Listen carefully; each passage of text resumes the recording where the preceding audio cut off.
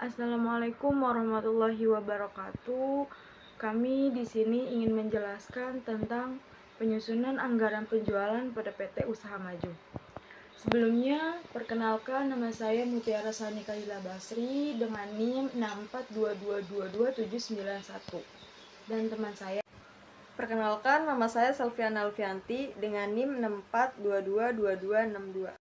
Latar belakang, bagian penjualan dan pemasaran mempunyai peranan penting dalam mempertahankan kelangsungan hidup perusahaan. Berdasarkan hal tersebut, manajemen harus berupaya sebaik-baiknya agar selalu kegiatan operasional perusahaan dapat berjalan secara efektif dan efisien demi tercapainya tujuan yang telah ditetapkan, yaitu memperoleh laba dan untuk mempertahankan kelangsungan hidup perusahaan. Agar tujuan tersebut dapat tercapai, manajemen bertumpu pada fungsi perencanaan dan pengendalian.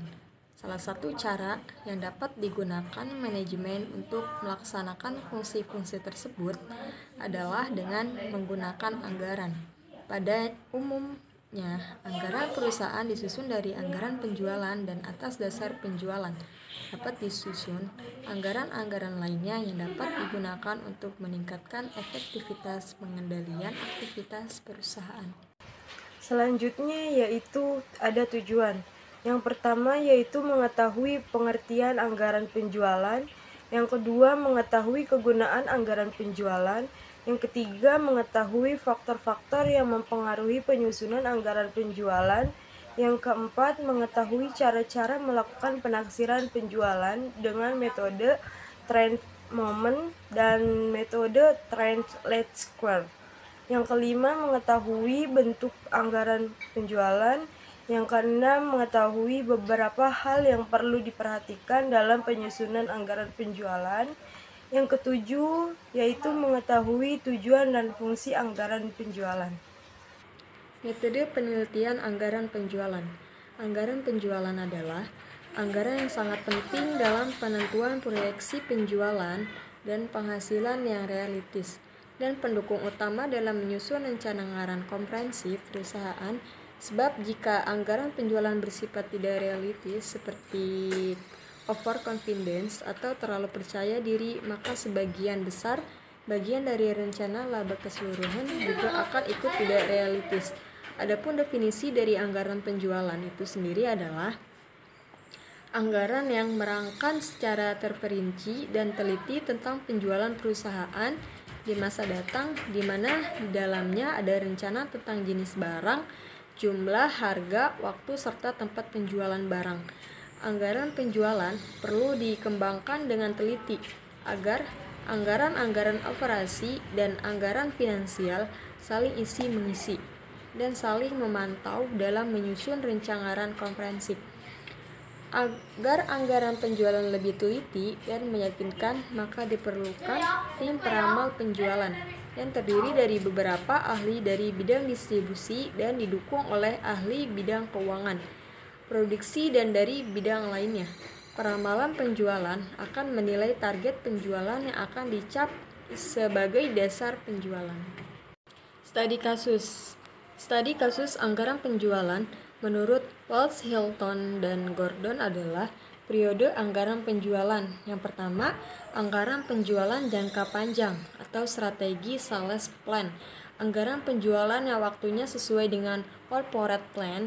Anggaran penjualan jangka panjang biasanya dalam jumlah tahunan dan menyangkut analisis mendalam mengenai potensi pasar di masa mendatang yang dapat diakibatkan oleh perubahan populasi, keadaan perekonomian, dan lain-lainnya. Yang kedua, anggaran penjualan jangka pendek atau tactical sales plan. Anggaran penjualan yang periodenya biasanya hanya mencakup 1 tahun atau 12 bulan, lalu dirinci lagi dalam triwulan atau bulanan.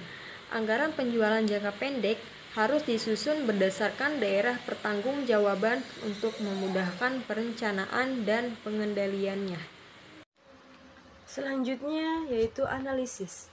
Ketika ingin menyusun anggaran penjualan, terlebih dahulu harus melihat data penjualan pada periode yang lalu. Contoh, PT Usaha Maju yang berdiri pada tahun 2009 adalah perusahaan yang memproduksi berbagai macam jenis boneka. Dalam menyusun anggaran penjualan, PT Usaha Maju mengumpulkan data penjualan tahun lalu, yaitu dengan menambahkan persentase kenaikan penjualan pada periode yang lalu. Penjualan bulan Januari sama dengan penjualan bulan Desember dikali 1 ditambah pertumbuhan bulan Januari.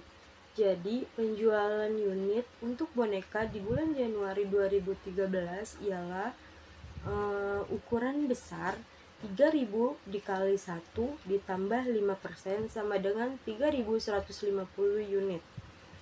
Ukuran sedang 5000 dikali 1 ditambah 5% sama dengan 5250 unit. Sedangkan ukuran kecil 8000 dikali 1 ditambah 5% sama dengan 8400 unit.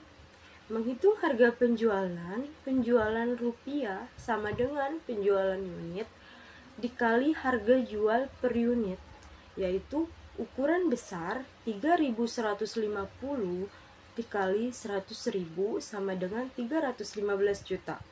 Ukuran sedang 5250 dikali 55.000 sama dengan 288.750.000. Sedangkan ukuran kecil 8.400 dikali 20.000 sama dengan 168 juta. Dalam memperkirakan penjualan ada 4 metode yang dapat dipakai, yaitu 1. Metode rata-rata bergerak, yang 2. Metode transmoment, yang ketiga metode perkiraan asosiatif, regresi, dan analisis kolerasi. Metode analisis industri. Berikut contoh anggaran penjualan berdasarkan metode analisis industri pada bulan Desember 2012. PT Usaha Maju menjual produknya sebesar 16.000 unit dan penjualan industri pada saat itu 50.000 unit. Pada bulan Januari, Februari, dan Maret tahun 2013 mengalami kenaikan penjualan industri sebesar 5%, 10%, dan 5%. Pangsa pasar untuk ketiga bulan tersebut sama seperti tahun sebelumnya. Selanjutnya ada pembahasan. Dalam analisis tersebut menjelaskan tentang penyusunan anggaran perusahaan pada PT Usaha Maju dengan menggunakan metode penambahan persentase kenaikan penjualan yang dilakukan dengan menganalisis data penjualan periode sebelumnya, menargetkan persentase kenaikan penjualan, dan mempertimbangkan perkembangan industri secara umum. Selanjutnya yaitu ada kesimpulan.